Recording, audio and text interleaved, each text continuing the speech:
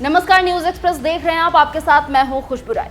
देश के 2 राज्यों समेत 45 विधानसभा सीटों का उपचुनाव हो रहा है और इसमें सबसे अहम यूपी विधानसभा का उपचुनाव है, जिसमें योगी आदित्यनाथ की किस्मत या राजनीतिक भविष्य तय करेगा।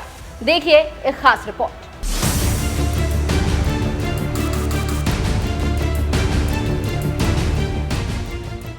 उत्तर प्रदेश की 9 विधानसभा सीटों का मुकाबला दिलचस्प हो चला है और 2 पार्टियां अपनी पूरी ताकत लगा रही है। एक है समाजवादी पार्टी और दूसरी है भारतीय जनता पार्टी।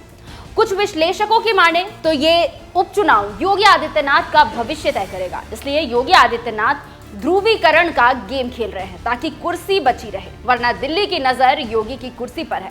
आप जानते हैं कि इससे पहले लोकसभा चुनाव के दौरान कैसे योगी आदित्यनाथ पर हार का ठिकरा फोड़ने के लिए अमित शाह ने पूरी ताकत झोंक दी थी, लेकिन आखिरकार आरएसएस के बीच बचाव करने से योगी आदित्यनाथ की कुर्सी बच गई। गाहे बगाहे अमित शाह के दूत ब्रजेश पाठक और केशव मौर्य योगी आदित्यनाथ को तकलीफ देते ही रहते हैं।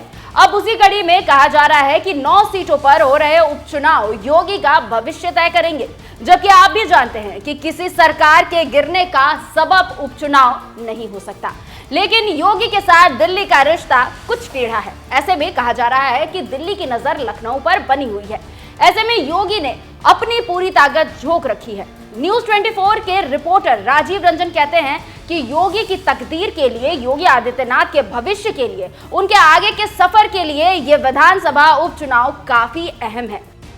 इसके साथ ही साथ अखिलेश यादव योगी का खेल खराब करने के लिए अपनी ताकत झोंक रहे हैं और कहा जा रहा है कि यह उपचुनाव समाजवादी पार्टी और बीजेपी के बीच आमने सामने की टक्कर होगी। तो आप समझ सकते हैं कि यूपी का उपचुनाव योगी के लिए कितना ज्यादा अहम है।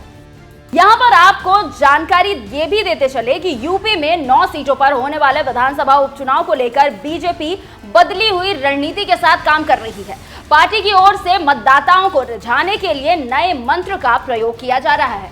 अखिलेश यादव पीडीए, पिछड़ा, दलित, अल्पसंख्यक को लेकर चल रहे हैं, तो योगी आदित्यनाथ बटेंगे तो कटेंगे के साथ ध्रुवीकरण कर रहे हैं। आप जानते हैं कि हरियाणा में बटेंगे तो कटेंगे का नारा काफी अहम रहा। विपक्षी गठबंधन नारे के सामने ढेर हो गया, इसलिए एक बार फिर 9 सीटों को जीतने के लिए बीजेपी हिंदुओं को एक कर रही है ताकि कुर्सी और बादशाहत दोनों बचाया जा सके।